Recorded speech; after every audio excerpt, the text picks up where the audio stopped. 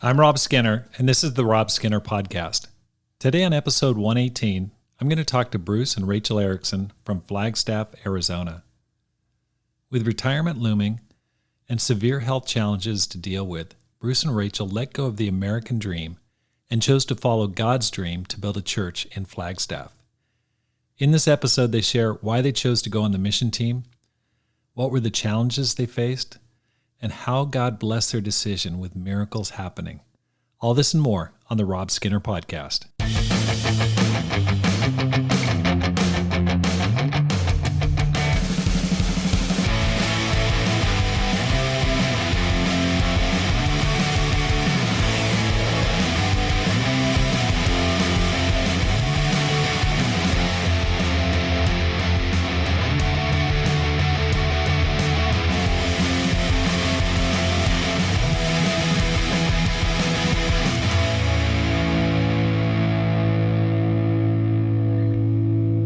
I want to let you know something we're doing special. Until September 20th, we're offering a Flagstaff discount for those going to the Climb Conference. I want to ask you to please register before September 20th because prices have been held down to $150 until September 20th in honor of the Flagstaff mission team. After the 20th, it'll go up to $175, so please register at robskinner.com and look for the Climb Conference tab. That's robskinner.com, look for the Climb Conference tab, and I'll see you in Dallas. Welcome back to the Rob Skinner Podcast. My goal is to inspire you to live a no-regrets life, make this life count, and multiply disciples, leaders, and churches. Today on my program, I've got Bruce and Rachel Erickson. Bruce and Rachel have retired in Flagstaff, Arizona, and gone on a mission team at the same time. Just yesterday, we had a service, the first service of the Flagstaff mission team with 325 people in attendance. It was amazing. And Bruce and Rachel have an amazing story to share. I'm looking forward to having them on the program. Bruce and Rachel, welcome to the program. Thank you. Thank you. Can you share how you guys became Christians? I'll go since I was first. I was reached out to in a grocery store by Doug Herget back in 1990.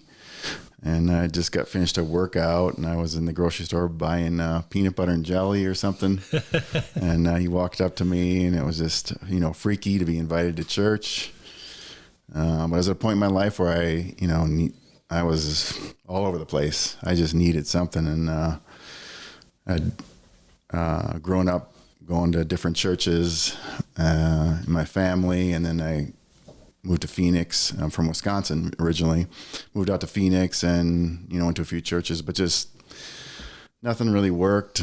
Didn't really apply myself to any of it. And so checked it out with Doug and came out to church, saw a bunch of people that really loved each other, and, it was amazing. So got together with Doug and his friends, studied the Bible, in 8 days got baptized. Wow. And it was awesome. What year was that? It was December of 1990. Wow. So, yeah. How about you? I grew up in New Mexico, and my parents didn't really go to church.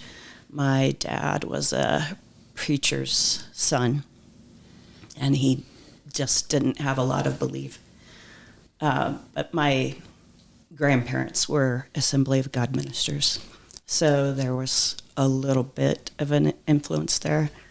But the way I was out in Phoenix, and I was on a plane going back for Thanksgiving, and I met a girl that I knew growing up. We were in Girl Scouts together, and it's Conrad Schneider's sister. She reached out to me, and what's really cool is she called me every single week on Mondays, every Monday. And before, we had ID on the phones. She would call on Mondays. I got to where I would stop answering the phone, and but eventually I just I'm gonna go get her off my back, right, and start just go once and that's it, and I just never stopped going. That was 1994. I was baptized in March. Wow. You're not the first person to share that they went to church because someone just was so persistent. They wanted to finally just get them off their back. Yeah. There's something to be said for persistence, that's for sure. Yeah. Well, how'd you guys meet and how'd you guys get together? I liked Rachel first. I saw her hanging out, I think, with Lee Herget at church, and who's that? And so I just remember. Then I didn't know if she was a Christian yet or whatever, but then I remember seeing her in the singles ministry, and I think she had a boyfriend at the time or something, and I was interested in asking her out, and so I did ask her out, and we started dating, and it was great. It's great to have a dating relationship with a disciple, someone that has your same values, and so we did that, and so it was pretty quick. I mean, I had been married before, so we were pretty mature in spiritually and in life, I think. So we had a pretty quick dating relationship, and then we got engaged, and we got married. But one thing we did is we decided that we were not going to kiss at all or anything until our wedding day. So Wow. Yeah, I think that was really cool. 0 to 60 and nothing flat. It's kind of hard on the wedding day to go. Yeah, You can cut that in. I think they'll figure out what you're talking about. Yeah, but yeah, we did that. So What was it you liked about Bruce? He was stable. Very, very stable. I had dated somebody right before him that was highly emotional. So it was good to have stability, and he had a car, stuff like that. That was good. Good thing to have. That's right. That's right. Okay, so you guys had your career. Okay, and Rachel, you're a little bit younger than Bruce.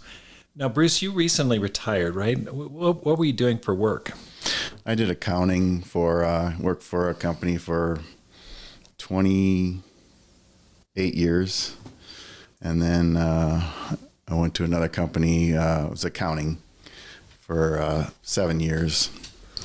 And so I'm not like a real risk taker. So I stayed at my job a long time, wanted to just build things up and be stable, and I didn't want to have any insecurities of looking for jobs or being out of money or whatever. So yeah, I was pretty committed to my career and wanted to just build up what I could, get a house, car, and have that financial security, I guess, what comes along with that. So Right.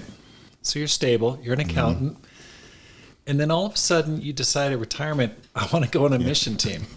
Can you explain why? Tell me why you would want to go on a mission team after all those years. Yeah, there's a few reasons. We had visited Flagstaff in the summers for a few years, and so Rachel had always wanted to move up here at some point and was pushing me for that. And we went to a service at Flagstaff, and we know the Burfords. They've been here, and we're good friends with them. And then one service in the summertime, was a guy that came up to, give a special lesson. His name was Rob Skinner, and he talked about, planting this flag, and we're going to just beef up this church and have a mission. And, since we've been talking about moving for a while and been spending summers up here, and I was pretty burned out on working, and I thought, man, and Rachel was pushing this too. Let's move up there. Can we make this happen? And kind of that was like the turning point. We've been praying about it and thinking about it for a long time. That was like the turning point. Okay, now is the time we're going to go. What an opportunity to go now and be with the Burfords and be with, something special. Right. And so we just got blessed, I think, financially. My career at work was going well, and we just able to, look at our finances and see, hey, I think we can do this. Right. We can retire and maybe, fund this and not have to work, and it looked okay. And, I think looking at all of my friends and my I want to say colleagues or people my age still working, they're buying big houses, new cars, and just all this stuff. And, I thought, yeah, I'd like to do that too, but really, where is that going to get me? I'm not going to feel, I don't think that's going to fulfill me. So I think just retiring, going on the mission team was something, man, that was challenging to think about, and it was kind of scary. Am I going to go and have to share my faith every day? That's not my thing, But man, it was just it was challenging to think about. But like, this is what I need. This is what's going to be good for me spiritually. So I think that was a big motivator. Yeah. What was driving you, Rachel? I think we had probably come up here probably every year for like 10 years, several times a year. And it was just a wonderful home family atmosphere in the church. And we just really enjoyed it, even when it was in Chilson and Lorraine's living room.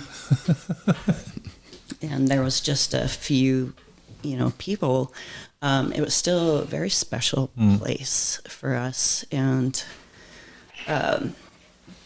I also have some health problems. And so I kind of thought that I would get a little better if I was in the pine trees. Okay, well, let's talk about that. What can you describe? What are the health challenges that you face? What's going on? I have dystonia. It's a neuromuscular disease where the brain tells the muscles to contract all the time. So people get like Charlie horses. Those are kind of like what's going on, and it doesn't stop most of the time. Just my brain never turns that off. It's similar to Parkinson's in some ways. I have tremors and things like that are can be pretty significant on some days. Okay, so can you describe some of the other symptoms that you face? What are some of the challenges that you've had to face with that, and especially being on the mission team? I can be in a lot of pain, but my pain is getting better here. And I have these bladder infections that are I can't feel them to be able to get help. And so I have other symptoms that are, it can get to be an emergency. I see. Yeah, like some of her stuff that she has affects her more than the average person, like the bladder infection she can have. Most people don't even know. They just take a little prescription. It's gone a few days. Right. Hers keep reoccurring, and then she has challenges with being able to actually walk when she has a bladder infection. So it can, really have a bad effect on mobility, and got to stay in bed, or can't go places. So yeah, just the simplest things that most normal people get for illnesses. Hers are just kind of magnified to be worse, I guess.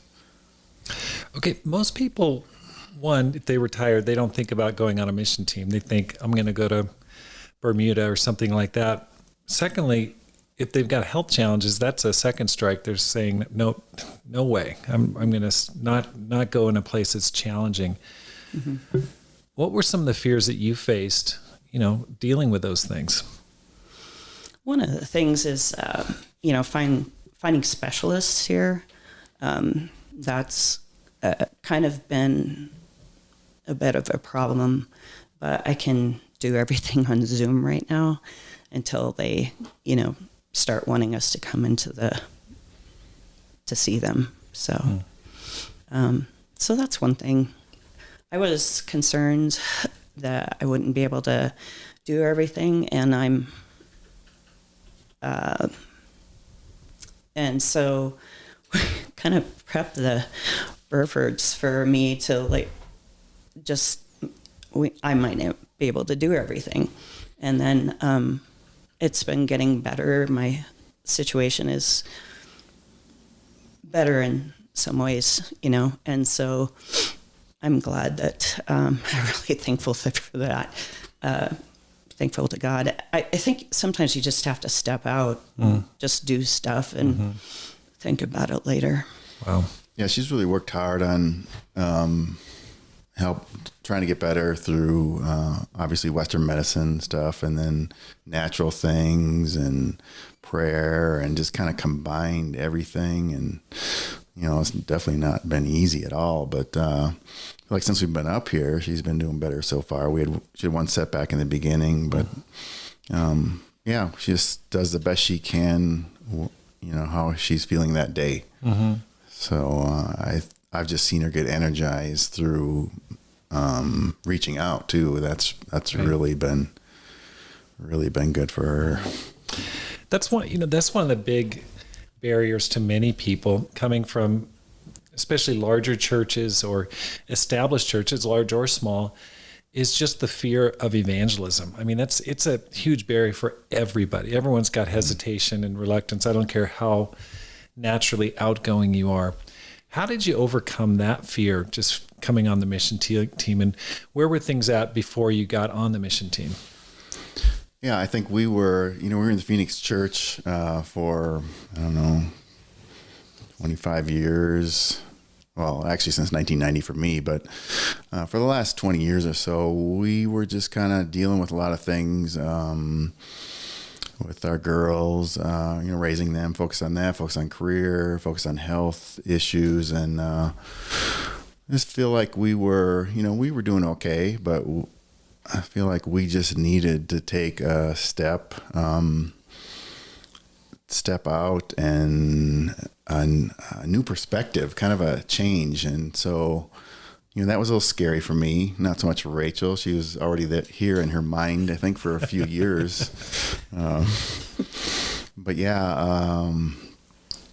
I think just it was a fresh start for us, helped just being up here, being with new people too. The Mackeys, being with just everybody who got here on the mission team was just we didn't know anybody then, but it was so cool because we're all focused on, okay, here's what we're going to do, and meeting together and just going for it was fun because everybody was kind of like scared or whatever. Right. Don't know what we're doing, but just doing the best we can. And so I think that helped. Get the, I don't know what do you call it, be more calm or more not so scared about things, I guess. Right. So I think that was really good for us. It was really good to have a fresh start. Yeah.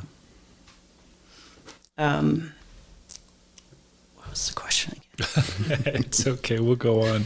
Something really special happened yesterday at the service. I mean, first of all, the service was just awesome. I mean, so many people filled out the hotel room. The whole ballroom was just packed with people.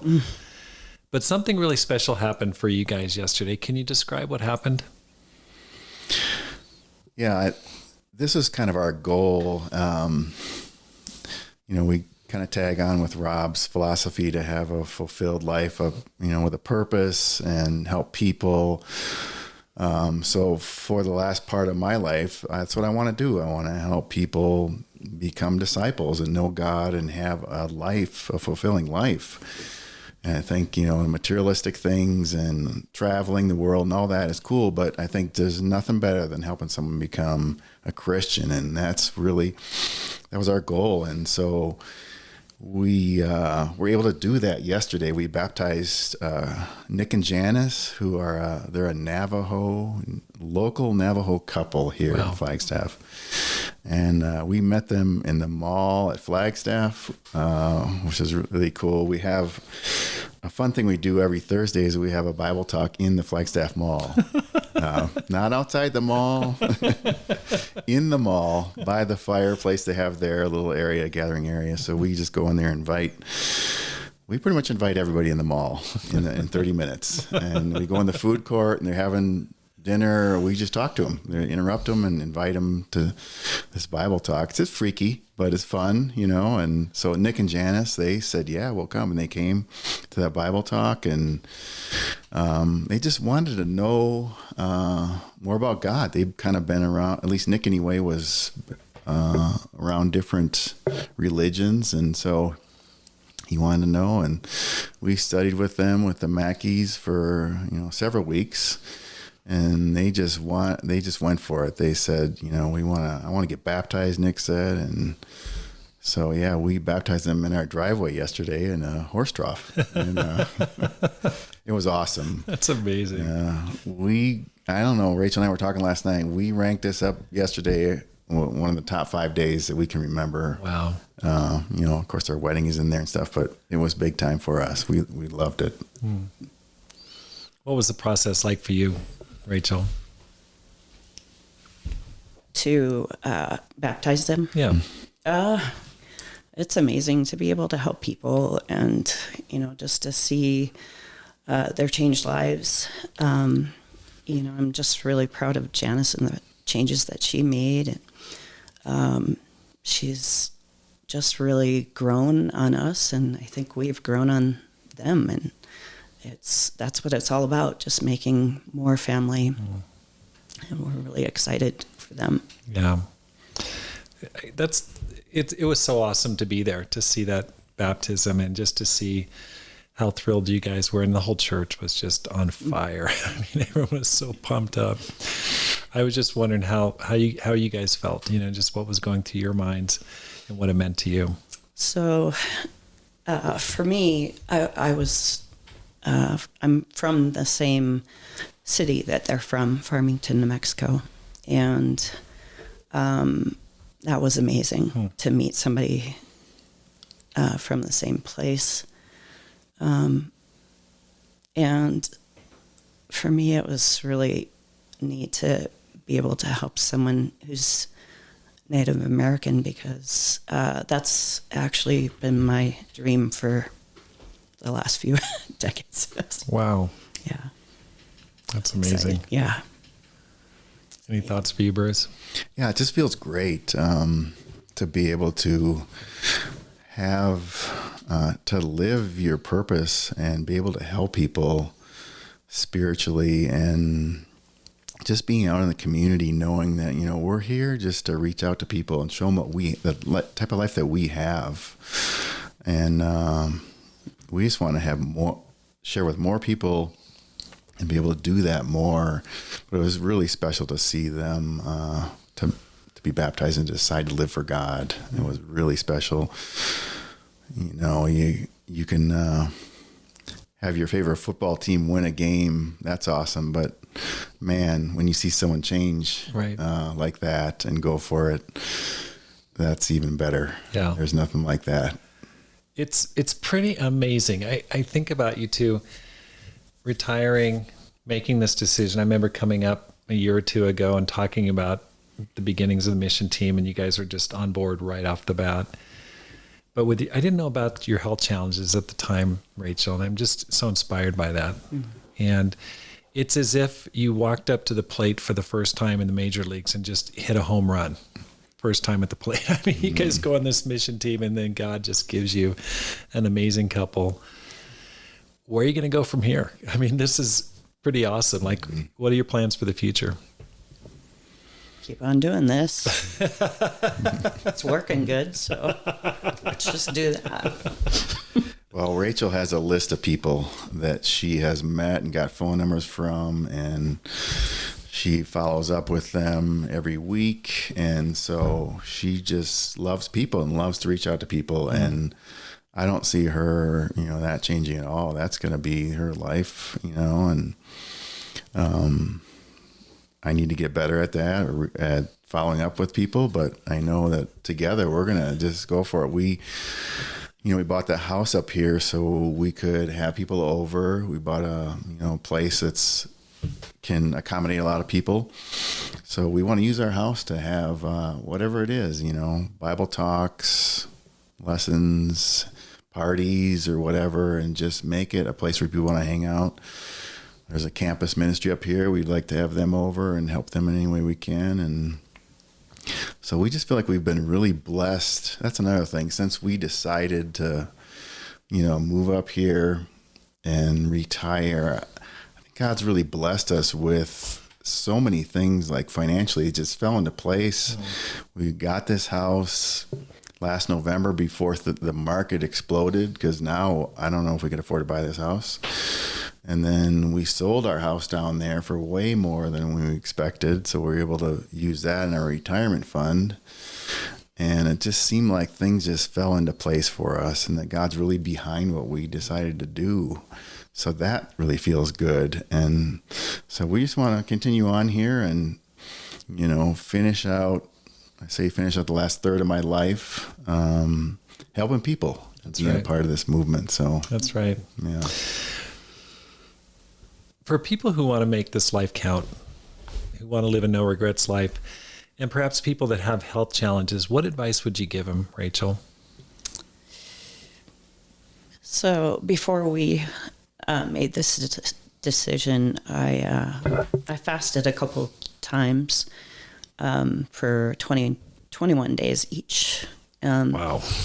It was the Daniel fast, so you get food with that. But I felt like that really helped prepare us for what was to come. It helped make the decision more clear. But with health challenges, I think it's really good to just step out on faith and just do it, like Nike says. And, God will take care of you, no matter what comes up. Even if you get worse on the mission field, God is still there, and he's still in control of that. And that's what he wants for us. So For those who might be retiring, who are security conscious, what advice would you give them if they want to make this life count? Yeah, I've seen retired people. They a lot of them just get grumpy. They're just self-focused and looking for satisfaction or fulfillment in worldly things. So yeah, I don't think you'll find it. And I know that when I'm taking my last breath or whatever, I want to just feel like I've done it as the best that I can have done, and not think, I just wasted my retirement on myself, self-pleasures or whatever. I want to go out feeling like I gave to people, because I know that's the only way I'm going to be happy or content. So I just think people need to think about that before they, are buying second homes, larger homes, nicer cars or whatever. And that's not what life was I don't think that's what I just think at the end you'll just have regrets, and you'll think, I should have done things different. So, yeah. Well, Bruce and Rachel, thank you so much for coming on the program. It's inspiring. We've built a friendship over the course of this summer, and I've really enjoyed the month we spent together in Flagstaff, and I'm thankful to God that we got to know each other. And it's been fun to spend time together this weekend. You're a real inspiration to me personally, and I consider you friends to both Pam and me. So thank you very much. Thank you. It's great to be here. Thank you so much for starting the church. Thank you so much for joining the Rob Skinner podcast. If you're enjoying this podcast, please hit the subscribe button and let your friends know about it and how to find it. Because my goal is to inspire you to make this life count, live a no regrets life, and multiply disciples, leaders, and churches. Have a great day and make this life count.